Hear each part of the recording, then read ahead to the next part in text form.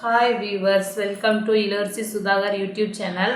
என்னோடய சேனலை வந்து நீங்கள் ஃபஸ்ட் டைம் பார்க்குறீங்கன்னா சப்ஸ்கிரைப் பண்ணுங்கள், சப்போர்ட் பண்ணுங்கள், கமெண்ட் பண்ணுங்கள் ஃப்ரெண்ட்ஸ். என்னோடய சேனலை வந்து நிறைய பேர் பார்க்குறீங்க, ரொம்ப சந்தோஷமாக இருக்குது. என்னோடய சந்தோஷத்தெல்லாம் வார்த்தையால் சொல்ல முடியாது. என்னோடய சேனலை பார்க்குற எல்லா வியூவர்ஸ்க்கும் தேங்க்யூ ஸோ மச். நிறைய பேர் சப்ஸ்கிரைப் பண்ணியிருக்க எல்லாருக்குமே தேங்க்யூ. நிறைய பேர் வந்து கமெண்ட் பண்ண மாட்டிங்களான்னு சொல்லிட்டு ரொம்ப ஆசையாக இருக்குது. ஆனால் யாருமே கமெண்ட் பண்ண மாட்டேன்றீங்க. கமெண்ட் பண்ணுங்கள் ஃப்ரெண்ட்ஸ், அப்படின்னா தான் என்ன வீடியோலாம் போடலாம், வீடியோ போடுறவங்களுக்கு வந்து ஒரு மோட்டிவேஷனாக அடுத்த கட்டம் என்ன பண்ணலாம் அப்படிங்கிற ஒரு மோட்டிவேஷன் வந்து வரும். அதனால் கமெண்ட் பண்ணுங்கள். லைஃப்பில் வந்து எப்போவுமே சந்தோஷமாக இருங்க. எதை நினச்சி யாரை நினச்சி கவலையே படாதீங்க. கவலைப்பட்டுட்டு இருந்தால் அந்த கவலை மட்டும் நமக்கு எப்போவும் அந்த கவலையே தான் நமக்கு இருந்துகிட்ருக்கோம். நம்ம லைஃபோட அடுத்த கட்டத்துக்கு நம்மளால் போக முடியாது. நானுமே முன்னாடி அப்படி தான் இருந்தேன். முன்னாடிலாம் ரொம்ப போல்டாக இருப்பேன். ஆனால் மேரேஜுக்கு ஆனதுக்கப்புறம் வந்து என்னன்னே தெரியல. ஏன்னா நமக்கு வந்து எந்த சப்போர்ட்டுமே இல்லை, யாருமே நமக்கு ஹெல்ப் பண்ண மாட்டேங்கிறாங்க அப்படின்னு நினைக்கும் போது வந்து நம்ம வந்து மனசு ரொம்ப உடஞ்சி போயிடுறோம்.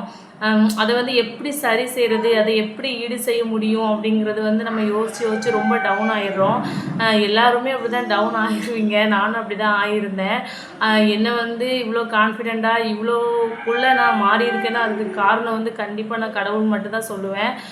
கடவுள் தான் என்னை மாற்றிருக்கிறாரு. என்னோடய போல்ட்னஸ்ஸையும் என்னுடைய தைரியத்தையும் அவர் தான் கொண்டு வந்திருக்காரு.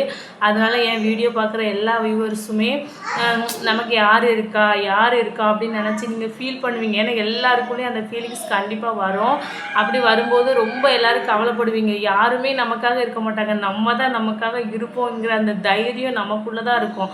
அதை வெளியே கொண்டு வரணுன்னா நம்ம நல்லா சாமி கும்பிடணும், அதுதான் முக்கியம். சில பேர்லாம் நினைக்கலாம் சாமி கும்பிட்டா நமக்கு என்ன நடக்கும், எதுவுமே. சில பேருக்குலாம் வந்து கடவுளே இல்லை, நான் தான் கடவுள் அப்படின்னு சொல்கிறவங்களாம் நிறைய பேர் இருக்காங்க. ஏன்னா பணம் வந்து கொஞ்சம் அதிகமாகிட்டுன்னா அவங்க தான் கடவுள் அப்படின்ற மாதிரி அவங்களே முடிவு பண்ணிக்கிட்டுறாங்க. அது உண்மை கிடையாது. பணம் இன்றைக்கி இருக்கும், நாளைக்கு இருக்கும், நாளைக்குன்னு இன்னொருத்தங்கையில் இருக்கும். அப்படி வந்து வாழ்க்கைங்கிறது அப்படி மூவ்மெண்ட் ஆகி போய்கிட்டே தான் இருக்கும். அது வந்து எதுவுமே நிரந்தரம் கிடையாது. அதே மாதிரி நம்மளோட கஷ்டமுமே நமக்கு நிரந்தரமே என்றைக்குமே கிடையாது. அதனால் யாருமே என் வீடியோ பார்த்துட்டு யாருமே இது வரைக்கும் அப்படி நீங்கள் ஃபீல் பண்ணிட்டு இருந்தீங்க அப்படின்னா இனிமேல் ஃபீல் பண்ணாதீங்க. அதாவது நம்மளோட நம்ம பலவீனம், நம்ம வந்து நமக்கு யாருமே இல்லை, நமக்கு யாருமே ஹெல்ப் பண்ண மாட்டாங்களா, நம்மளோட பணம் இல்லை, யாருமே மதிக்க மாட்டேங்கிறாங்க, எல்லா பிரச்சனைக்கான தீர்வு நம்மக்கிட்டே தான் இருக்கும். ஆனால் அதை வந்து நம்மளால் வந்து கண்டுபிடிக்க முடியாது. அதுக்கு வந்து என்ன யாருன்னு சொல்லி நம்ம கண்டுபிடிக்கிறதுக்கு நம்ம முயற்சி பண்ணாமல் அப்படியே டவுன் ஆகி அந்த இருந்த இடத்துல நம்ம இருந்துகிட்டே இருப்போம். அதை வெளியே கொண்டு வரது வந்து கண்டிப்பாக கடவுளால் மட்டும்தான் முடியும். அதுக்கு நம்ம என்ன பண்ணலாம் அப்படிங்கிறது தான் நான் இப்போ உங்ககிட்ட சொல்ல போகிறேன். என்ன விஷயம்லாம் நான் ஃபாலோ பண்ணேன், எதனால் நான் வந்து இப்படி மாறி இருக்கேன் அப்படிங்கிறது நான் உங்ககிட்ட சொல்ல போகிறேன். நான் என்ன சொல்கிறேன்னா, ஃபஸ்ட்டு வந்து நம்ம விளக்கு வச்சு சாமி கும்பிட்றது வந்து ரொம்ப நல்லது. நான் விளக்கு வச்சு சாமி கும்பிட்டதுனால தான் என் வாழ்க்கை வந்து இவ்வளோ மாறி இருக்கு. எனக்குள்ள தைரியத்தையும் அந்த போல்ட்னஸையும் அந்த கடவுள் வெளியே கொண்டு வந்திருக்கிறாரு. அதுதான் உண்மை. அதனால் என்ன விஷயம்லாம் ஃபாலோ பண்ணலாம் அப்படின்னு சொல்லிட்டு நான் உங்ககிட்ட சொல்ல போகிறேன். ஃபஸ்ட்டு வந்து நம்ம விளக்கு வைக்கிறது ரொம்ப நல்லது. ஆனால் சில பேருக்கு வந்து விளக்கு வைக்கிறது நல்லதுன்னு தெரியும். ஆனால் வந்து அது எந்த டைமில் வைக்கலாம், அதுக்கு என்னெல்லாம் பண்ணணும், சில முறைகள் ஒன்று இருக்குது. அந்த முறைகள்லாம் சில பேருக்கு தெரியாமல் கூட இருக்கலாம். எனக்கு தெரிஞ்ச விஷயத்த நான் உங்ககிட்ட ஷேர் பண்ணலாம். எப்போவுமே நமக்கு தெரிஞ்ச விஷயத்த நம்மளோட மட்டும் வைக்கக்கூடாது. அது 4 பேருக்கு சொல்கிறதுனால தான் நமக்கு யூஸ்ஃபுல்லே இருக்குது. சரி, நமக்கு தெரிஞ்ச விஷயத்த 4 பேருக்கு சொல்லுவோமே அப்படின்னு தான் இந்த வீடியோ. ஃபஸ்ட்டு வந்து நம்ம விளக்கேற்றுறது வந்து காலையிலையும் மாலையிலையும் விளக்கேற்றுறது ரொம்ப நல்லது. காலையில் வந்து சூரிய உதயத்திற்கு முன்னாடி ஒரு 5:30 சூரியன் வர்றதுக்கு முன்னாடி ஏற்றுறது நல்லது. மாலையில் வந்து சூரியன் மறைஞ்ச உடனே 6 மணிக்கு ஏற்றுறது ரொம்ப நல்லது. அதுக்கப்புறம் வந்து நம்ம விளக்கு பற்றைக்கும் போது எப்போவுமே நிலவாசல் கதவுல விளக்கு பற்ற தான் அதுக்கப்புறம் உள்ளே பற்றைக்கணும். அது ஒரு முறை. ஏன்னா முன்னாடி உள்ள காலத்துலலாம் நிலை மாட விளக்கு அப்படின்னு சொல்லி ஒன்று வெளியே வச்சு தான் அதுக்கப்புறம் உள்ளே வைப்பாங்க. அது வந்து பழைய காலத்து வீட்டிலலாம் நீங்கள் பார்த்தீங்கன்னா உங்களுக்கே தெரியும், எல்லார் வீட்லேயுமே வச்சுருப்பாங்க. அதனால் நிலை வாசல்னு உங்களுக்கு இருக்குது அப்படின்னா நிலைவாசலில் கொஞ்சோண்டு மஞ்சள் குங்குமம் வச்சுட்டு அதுக்கு கீழே 2 சுட்டி விளக்கு பார்த்தீங்க பார்க்குறதுக்கும் அழகாக இருக்கும். பற்றைக்கிறது ரொம்ப நல்லது. ஃபஸ்ட்டு வீட்டு வாசலில் வச்சுட்டு தான் அதுக்கப்புறம் வந்து நீங்கள் வீட்டுக்குள்ளே வைக்கணும், பூஜை ரூமில் வைக்கணும். ஏன்னா மகாலட்சுமி வந்து வாசல்லேருந்து தான் உள்ளே வருவாங்க. அப்படிங்கும்போது அவங்கள அங்கேருந்து அழைச்சி தான் நம்ம உள்ளே கூட்டு வந்து அவங்கள வைக்கிறோம். அதனால நிலைவாசலில் வச்சுட்டு அதுக்கப்புறம் வந்து வீட்டுக்குள்ளே வைங்க. சில பேர்லாம் நிலைவாசல் பற்றி ஒன்றுமே தெரியாமல் இருப்பீங்க. நிலைவாசல்ங்கிறது வந்து நம்ம ஒரு வீட்டோட அஸ்திவாரமே அது நிலைவாசல் தான். அதனால் நிலைவாசலில் வந்து மாமர இலை இருக்குல்ல, அதெல்லாம் கெட்டி தொங்க விடலாம். அப்புறம் மஞ்சள் குங்குமம் வைக்கலாம். அதுக்கப்புறம் வந்து நிறைய பேர் வந்து நமக்கு நிறைய கந்திஷ்டி இருக்குது அப்படின்னு சொல்லிட்டு தேங்காய், எலுமிச்சப்பழம், வத்தல், வரவு, மிளகாய் இப்படிலாம் கெட்டி தொங்க விடுறது, படிகாரக்கல் எதையுமே அதில் தொங்க விடாதீங்க.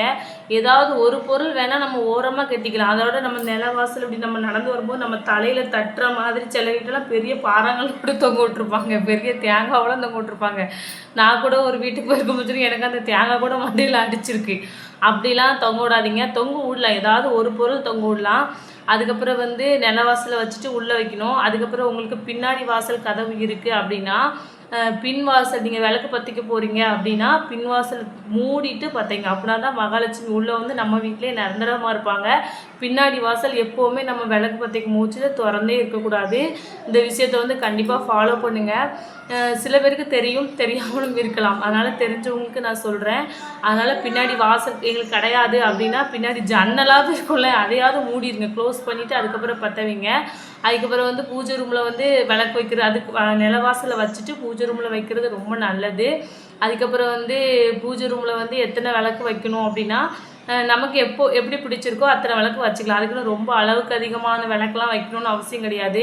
ஆனால் எப்போவுமே 2 நம்பரில் முடிகிற மாதிரி விளக்கு வைக்கிறது ரொம்ப நல்லது. 2, 4, ஆனால் மேக்ஸிமம் வந்து 5 விளக்கு வைக்கிறது ரொம்ப நல்லது. எல்லா சௌபாக்கியமும் நமக்கு கிடைக்கும். அதனால விளக்கில் 5 முக விளக்கு அப்படின்னு சொல்லிட்டு கொடுத்துருக்காங்க. 5 விளக்கு உங்களுக்கு என்ன விளக்கு ஏற்றணுமோ மேக்ஸிமம் 5 விளக்கு தான் கரெக்டு. 5 விளக்கு தகுந்த மாதிரி எதை வேணாலும் ஏற்றிக்கலாம். ஆனால் எத்தனை விளக்கு ஏற்றினாலும் ஒரே மண் அகல் விளக்கு மட்டும் கண்டிப்பாக ஏற்றி வைங்க, அது ரொம்ப நல்லது. ஏன்னா அது பஞ்சபூதங்களுக்கு உள்ளது. அந்த மண் விளக்கு வந்து பஞ்சபூதங்களால் ஆனது. அதனால் வந்து அதுக்கு வந்து நம்ம கண்டிப்பாக மண் அகல் விளக்கு கண்டிப்பாக ஒன்று நீங்கள் கண்டிப்பாக பூஜை ரூமில் வைக்கணும். குத்து விளக்குக்கோ இல்லை காமாட்சி விளக்குக்கோ துணை விளக்கை கூட பற்ற வச்சுக்கலாம், கண்டிப்பாக வைக்கணும். அதுக்கப்புறம் வந்து விளக்கை வந்து எப்போவுமே நம்ம தரையில் வைக்கவே கூடாது. விளக்குக்கு வந்து ஒரு தட்டுக்கு அடியில் தான் ஒரு தாம்பழத்தட்டோ இல்லை ஒரு மனையோ அது வச்சு தான் வைக்கணும். அதுக்கப்புறம் வந்து விளக்கு மேலே பச்சரிசி இல்லை நெல், கோதுமை இந்த மாதிரி வந்து தானிய ஐட்டங்களை நிரப்பி அது மேலே வச்சிங்க, இன்னும் உங்களுக்கு செல்வ செழிப்பாக இருக்கும். அதுக்கப்புறம் வந்து காமாட்சி விளக்கு நீங்கள் வச்சுருக்கீங்க அப்படின்னா காமாட்சி விளக்கு கீழே வந்து ஒரு 5 ரூபா காயின் வைங்க, அது ரொம்ப நல்லது. சில பேர்லாம் தெரியாமல் காயினை வந்து உள்ளே போட்டிருப்பீங்க, அப்படி போடக்கூடாது. காயின் வந்து கீழே வைக்கணும். அதுவும் சொந்த வீடு இல்லாதவங்க கண்டிப்பாக காயினை கீழே தான் வைக்கணும். சொந்த வீடு இருக்கிறவங்க காயினை உள்ளே போடலாம். அதுக்கப்புறம் வந்து நம்ம திரியெல்லாம் ரெட்டை திரி போடுவோம். சில பேர்லாம் தெரியாமல் திரியை வந்து திருக்கி போட்டிருப்பீங்க. திருக்கி போடக்கூடாது, அப்படி நீட்டமாக அப்படி வைக்கணும். திருக்கி போட்டிங்கன்னா அந்த எப்படி அதை திருக்கிருக்கோ அதே மாதிரி நம்ம வீட்லேயே ப்ராப்ளம் க்ரியேட் ஆயிரும். அதனால் இதை ஃபாலோ பண்ணுங்கள். விளக்கு வச்சு நீங்கள் சாமி கும்பிட உங்களுக்கு நிறைய நல்ல விஷயங்கள் நடக்கும். உங்களுக்கு வந்து உள்ள பிரச்சனைகள், உங்களுக்கு என்ன பிரச்சனை, அதை எப்படி சரி பண்ணலாம் அப்படிங்கிற ஒரு கான்ஃபிடென்ஸும் ஒரு தெளிவும் உங்களுக்கு வந்து அந்த கடவுள் கொண்டு வருவார். சாமி கும்பிட்டா எல்லாமே நடந்துருமா, எல்லாமே மாறிடுமான்னு மட்டும் நினைக்காதீங்க. ஒரு நம்பிக்கை ஒரு விஷயத்த பண்ணுங்கள், கண்டிப்பாக நடக்கும். அதுக்கப்புறம் வந்து நம்ம விளக்கில் வந்து எண்ணெய் ஊற்றும் போது ரொம்ப நிரம்பி வழிகிற மாதிரி வந்து எண்ணெய் ஊற்றாதீங்க. ஏன் சொல்கிறேன்னா நானுமே முன்னாடி அப்படி தான் ஊற்றுவேன். எண்ணெய் நிரம்பி வழிகிறது ஊற்றுனேன்னா உடனே அந்த எண்ணெய் வந்து நீக்காவே தட்டிலலாம் பிசு பிசுன்னு ஆயிரும். அதனால கொஞ்சம் இடம் விட்டு அதுக்கப்புறம் ஊற்றுங்க, அது வந்து ரொம்ப யூஸ்ஃபுல்லாக இருக்கும். அதுக்கப்புறம் வந்து நம்ம விளக்குலலாம் மஞ்சள் குங்குமம் வைக்கும்போது விளக்கு வந்து இப்படி ரவுண்டாக இருக்குன்னா அதை சுற்றி மட்டும் வைக்காதீங்க. வச்சிங்கன்னா அது வந்து அதில் வந்து தீப்பட்டு இல்லை கரிகதம் அப்படி கருப்பாகி அப்படியே எண்ணெய்க்குள்ளே உழுந்துரும். அதை பார்க்கும்போதுலாம் நமக்கு வந்து ரொம்ப எரிச்சலாக இருக்கும். அதனால் நான் முன்னாடி அப்படி தான் பண்ணிகிட்டு இருந்தேன். அதுக்கப்புறம் இப்போ அந்த சுற்றி வைக்கிறத விட்டுட்டு அந்த மேலே மட்டும் வச்சுட்டு மஞ்சள் குங்குமம் உள்ளே விழாத அளவுக்கு நான் இப்போ வந்து கரெக்ட் பண்ணிட்டேன். அதுக்கப்புறம் வந்து சில பேர் வீட்டில் நம்ம எண்ணெய் வந்து பச்சை பிடிச்சி போயிருக்கும், அந்த மாதிரிலாம் வைக்காதீங்க. அதெல்லாம் ரொம்ப வீட்டுக்கு வந்து தரியத்தை தான் கொண்டு வரும். அதுக்கப்புறம் வந்து மஞ்சள் குங்குமம் வைக்கும்போது கொஞ்சோல வந்து ஜவ்வாது, பச்சை கற்பூரம், அதுக்கப்புறம் வந்து ஏலக்காய் இதெல்லாம் நுணுக்கி நீங்கள் போட்டிங்கன்னா பன்னீர் தொளிச்சு வச்சிங்கன்னா அந்த மஞ்சள் குங்குமம் வந்து கீழே விழாது. அப்படியே அந்த சாமி போட்டா இல்லை விளக்கு அதிலலாம் நீங்கள் வச்சிங்கன்னா அப்படியே நின்றுக்கிடும். அதுக்கப்புறம் நீங்கள் நெக்ஸ்ட் டைம் வாஷ் பண்ணும்போது தான் கீழே விழும். அது வரைக்கும் அப்படியே நின்றுக்கிடும். இதே நீங்கள் தண்ணியில் வச்சிங்கன்னா அது அப்படியே தான் இருக்கும். அதுக்கப்புறம் வந்து பூஜை ரூமில் வந்து கண்டிப்பாக ஒரு எலுமிச்சப்பழம் கண்டிப்பாக வைங்க. அப்புறம் மஞ்சள், குங்குமம், தண்ணி, சந்தனம், வாசனை உள்ள பொருள்கள்லாம் எப்போவுமே வைங்க. அதுக்கப்புறம் வந்து பூஜை ரூமில் வந்து பூவெலாம் நீங்கள் போட்டிருந்தீங்கன்னா அது கருகிட்டுனா உடனே எடுத்துருங்க. நல்ல வாசம் மிகுந்த மலர்களை வச்சு சாமி கும்பிடுங்க. நல்லாயிருக்கும். நல்ல பாசிட்டிவ் வைப்ரேஷனாக இருக்கும். நான் சொன்ன மாதிரி விஷயங்கள்லாம் உங்களுக்கு பிடிச்சிருக்கும்னு நினைக்கிறேன்.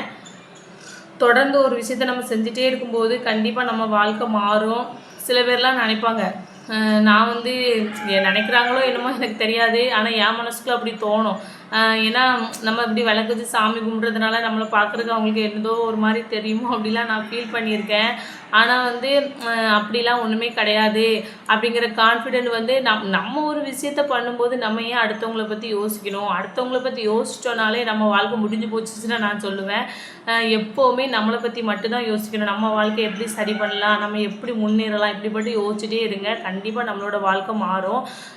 நான் சொன்ன டிப்ஸ்லாம் உங்களுக்கு பிடிச்சிருக்கும்னு நினைக்கிறேன். வேறு எந்த வீடியோ என்னென்ன டாபிக் பற்றி பேசலாம், என்ன பாயிண்ட்ஸ்லாம் உங்கள்கிட்ட ஷேர் பண்ணலாம் அப்படின்னு சொல்லிட்டு என்னோட வியூவர்ஸ்லாம் எனக்கு கமெண்ட் பண்ணுங்கள். என்னை தொடர்ந்து நிறைய பேர் சப்போர்ட் பண்ணுங்கள். அடுத்தடுத்து நிறைய வீடியோ உங்களுக்கு போடணும், நிறைய விஷயங்கள் உங்கள்கிட்ட நான் பேசணும்னு நான் ரொம்ப ஆசைப்படுறேன். ஏன்னா எனக்கு வந்து எந்த சொந்த பந்தமும் யாருமே என் மேலே வந்து பாசமே காமிச்சது கிடையாது. அதனால என்னோடய சப்ஸ்கிரைபர் எல்லாருமே நான் உறவினர்களாகவும் என்னோடய சொந்த பந்தங்களாகவும் தான் நான் நினைக்கிறேன். மறுபடியும் ஒரு தடவை சொல்லிக்கிறேன், என்னோடய சப்ஸ்கிரைபர் எல்லாருமே உங்களுக்கு வேணால் நீங்கள் வந்து எங்கேயோ இருந்து என்ன பார்த்துட்ருப்பீங்க, ஆனால் எனக்கு நீங்கள் ஆதரவு தரவங்க எல்லாருமே எனக்கு வந்து ஒரு ரிலேட்டிவாக தான் நான் நினைக்கிறேன். தேங்க்யூ ஸோ மச் என்னோடய வியூவர்ஸ்க்கு. நெக்ஸ்ட்டு ஒரு நல்ல வீடியோவில் உங்களை நான் வந்து பார்க்குறேன். என்னோடய சேனலை வந்து ஃபஸ்ட் டைம் பார்க்குறீங்கன்னா சப்ஸ்கிரைப் பண்ணுங்கள், சப்போர்ட் பண்ணுங்கள். Thank you friends.